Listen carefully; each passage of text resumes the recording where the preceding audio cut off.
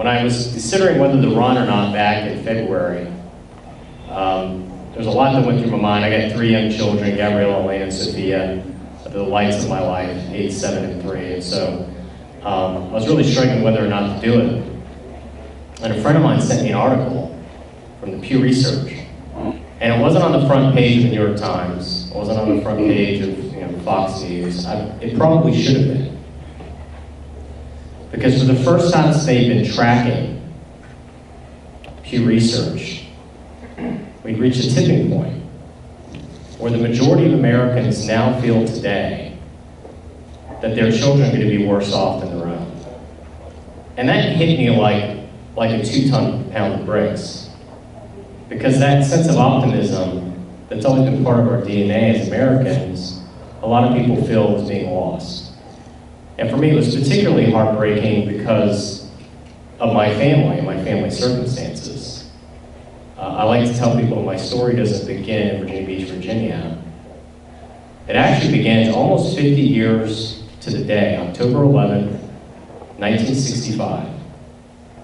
I was scared, terrified, 19-year-old girl who saw her brother get arrested in the middle of the night by the Castro regime in Cuba, in Cuba, had an AK-47 shoved in his face, suffered through the humiliation of a mock execution, and she made a very fateful decision that she could no longer live under the glories of the socialist revolution of Castro.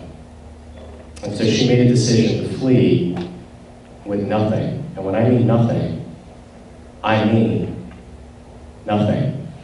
When you flee a communist country, it's not like you go to Ireland or the United Kingdom.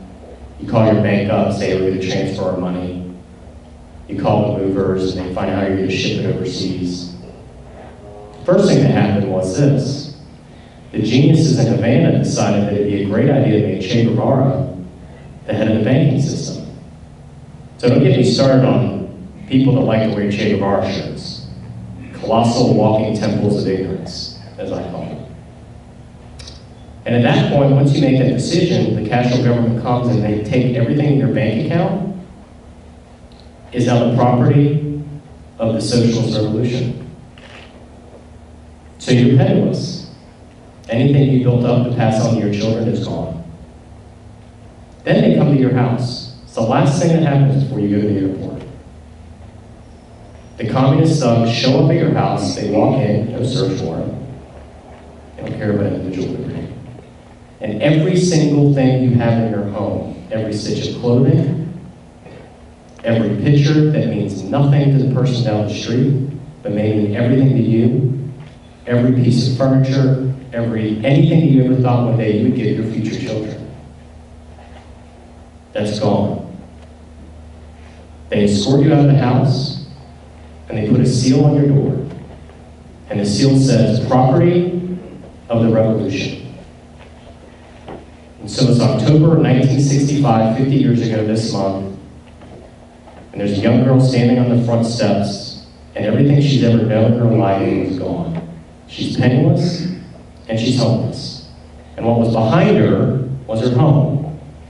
That was her home 5 minutes ago. And what was ahead of her was this vague notion of trying to get to the United States so she could give to her children a life that she never had. That was taken from her. She was a brilliant student, 2 years ahead of herself in grades, was studying at the University of Havana to become a doctor. But the geniuses at the University of Havana, see, communism controls everything, decided for you to be a doctor, you have to first take required courses in Marxist-Leninism. At that point, after seeing what happened, she got on the plane and she eventually came to Spain and legally immigrated to the United States. So when I was making that decision back in February about whether or not to even do this, I thought about the fact that every single day as I was growing up, I was told how blessed and lucky I was to get up in the morning and breathe the air as a free American.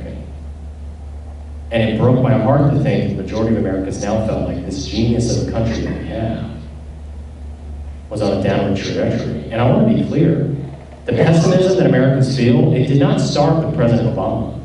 It started with President Bush. If you look at the trend lines, that's when it started. It started with President Bush.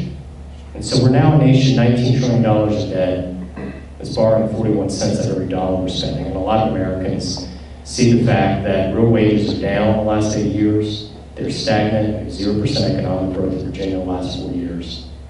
And so that's part of what decided me to get off the sidelines. So you know a little bit about my story. I see that constitutionally guaranteed rights. One of the reasons why I became an attorney is because of what happened to my uncle, A.J. Miyares. The idea that the government could come in the middle of the night, put a gun to your head, take you away, not read you your rights, not read you what you're charged with, take you away in prison, make you go through a mock execution. It is what separates us, I like to tell people, what separates us from most of the people who live on this planet is what I call a knock on the door. And what that means for us as Americans, a knock on the door means somebody's here to drop us something off from Amazon, to use the kids' way, or come over to have coffee or say hello. But for the majority of the people who live on this planet, the knock on the door means someone is there to take you away because you worship God in a way you don't agree with, or you've spoken out against the government, or you've had the temerity to believe in human rights and human dignity. It is a small difference. But a lot of people make lawyer jokes, I get that. But I think at the end of the day, our law and our Constitution is what separates us from so many parts of the world that don't guarantee individual liberties and individual freedoms. It's a precious, precious, precious thing. So, I'm running to represent you. I think it is an example of the genius of this country that 50 years after my mother left a dictatorship where you couldn't make a choice of who represented you, I go out every day, I knock on doors, and I ask people to elect me to represent them in the oldest legislative democratic elected body in the Western Hemisphere. I go to every door every day. It is an interesting thing as far as I've learned to love knocking on doors and talking to people because it's been so satisfying meeting such good and decent people in our community. But I've also learned to hate invisible fences because I've had a couple of close calls, let me tell you. But if there's one thing I've saying from knocking on so many doors, if there's one theme I have found from talking to so many people since the spring, if there's one word to describe where people are, it's fear. People are generally fearful with just where the country is, on both political parties. I've talked to a lot of people that feel like corporations have gotten too big, too out of control, and not accountable. And guess what? In a lot of ways, they're exactly right. And I have a lot of people that have said government has gotten too big, out of control, and they're not accountable. And guess what? They're right. And so, one of the things I want to focus on when I'm up there is the idea of accountability and transparency. Colorado practiced this, and I think it's a great idea. Thomas Jefferson called the states the laboratories of democracy. So when I hear a good idea, I don't claim to be the smartest guy in the room, but I like to grab good ideas that other states have adopted. In Colorado, they said all new regulations coming out of Colorado have an automatic 5-year sunset provision. So what happens is it forces government to do something that businesses do all the time, which is what's the impact it's having on our bottom line, what's the impact, in our case, it would be what's the impact it's having on localities and our regulations. Is the trap door about to open, Kenny? Have I spoken to him? Okay, I apologize. My wife always said like. All right, last question. Light rail. No. Okay.